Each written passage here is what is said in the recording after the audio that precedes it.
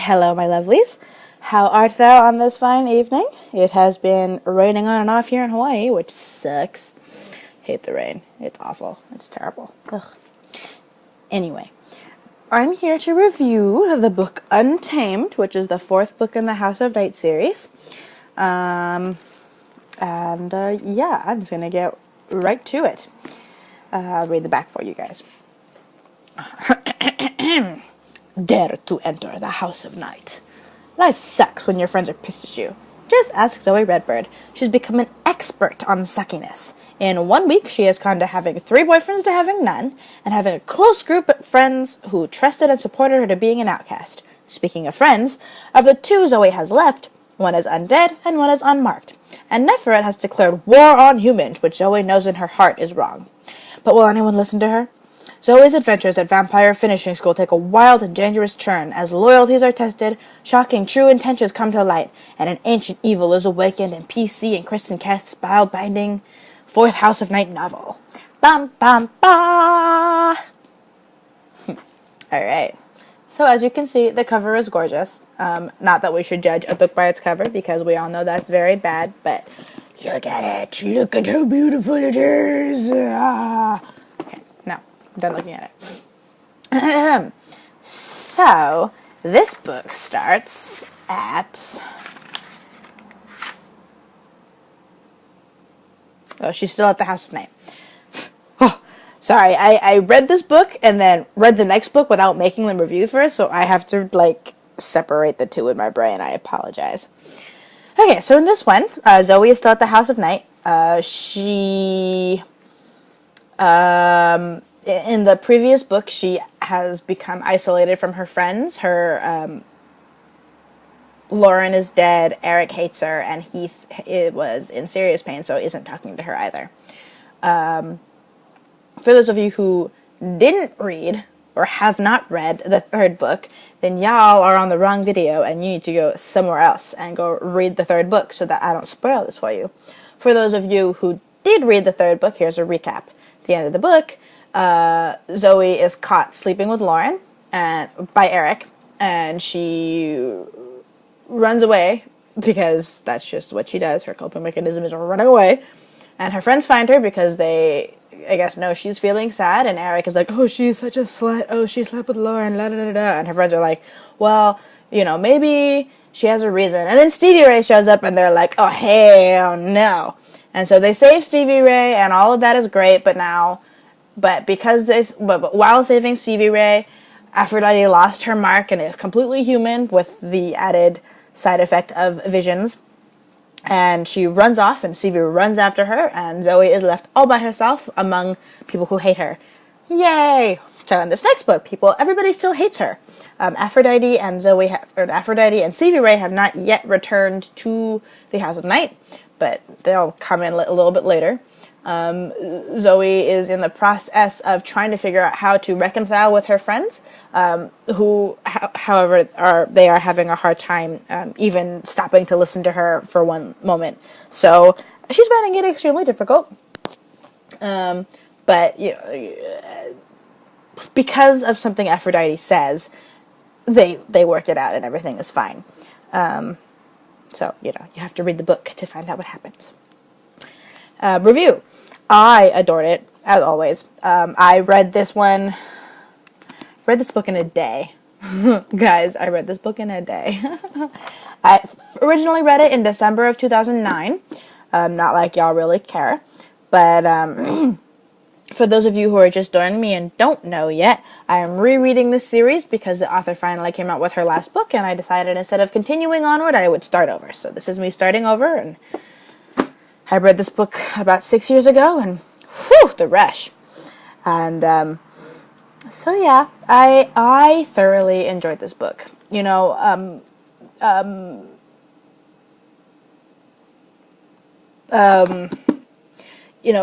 think while it really sucked for Zoe not to have friends, I think it also was a cold splash on her face. It made her realize that keeping secrets from your friends, at least in this situation, isn't a good thing. That when you have friends like this in that kind of community, you need your friends to help you get through it, right? And unfortunately, she had to learn that the hard way, right? You know, it's like what my mom always says is, I would like you to learn the lessons I learned, and I will try to help you in any way that I can. But if you're not going to listen to me, you're going to have to learn it the hard way. And I know it's going to suck, and I'll be here for you afterwards. But you can either let me help you, or you can learn it the hard way. And unfortunately, as of late, I've been learning things the hard way. It's been really shitty, pardon my French. And so, you know, again, I kind of have this connection with Zoe. I mean, and it does, you know, I've known her since I was 13, right? So I've always had this connection with her. At first she was my big sister, now she's my little sister. I mean, now she's like 17, so she's a little closer to my age, but she's still just as immature, and it's just like, ah! But, so Eric, you know, and it's just going how it is. The characters are developing nicely. I really wish Eric would get over himself. He does eventually, but God, he's so irritating. I just want to punch him in the face. Zoe is also slightly irritating, but that's normal, so I can handle that. I was starting to get really pissed at Damien and Jack and Shawnee and all of them before they kind of, you know, reconciled with themselves. And it's like, I knew they were going to reconcile because I'd read the book before, but just kind of reading it again and having all of those emotions again have made me, like, want to rip my heart out for Zoe, you know? It's hard. Knowing what it's like not to have friends, and then reading about somebody else going through the pain and the grief of not having friends. You know, it's hard. For those of you who don't know what it's like to not have friends, lucky you. For those of you who do, you'll understand what I'm talking about. Going from having friends to having no friends, and then slowly going back to having friends, it's a difficult process, and it's hard on the soul. Believe me, I've been there. I've done that. It's not fun. And the fact that Zoe had to go through that at all is just kind of like, what the fuck? It's like, yeah, okay, she kept some secrets from you, but they were for your own good. And while they do realize this later, the fact that it didn't click in Damien's head almost immediately is just like, ugh. But at the same time, they also didn't know about Nepheret yet, so they were... It's hard not to be pissed at her friends right now. Just kind of living through it all again. I don't remember if it was in this book.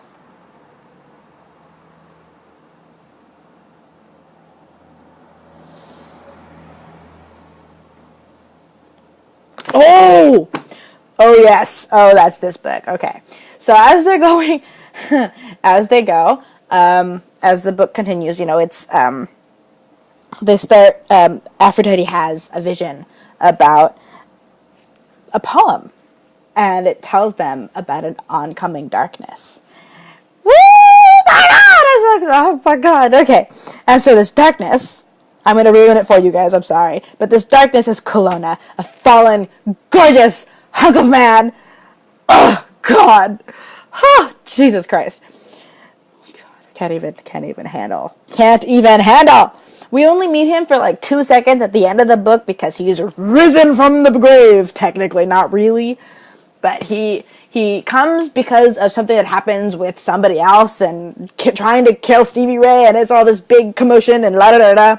And Zoe and her friends end up escaping the House of Night and go live in the tunnels. That's the end of the book. Woo!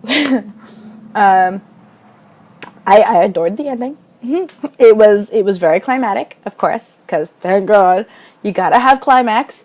Whereas like the ending of the last book was kind of anticlimactic because she was like, oh, so peaceful and yada yada yada. But this one was very climatic, lots of drama, lots of action, lots of stuff going on, and you're just like, what? So you know,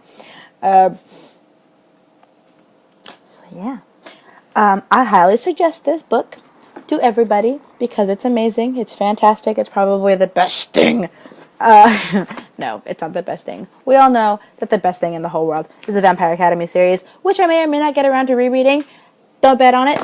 But this is a good close. This is a close third because there's you know, Mortal Instruments series too. This is a good third.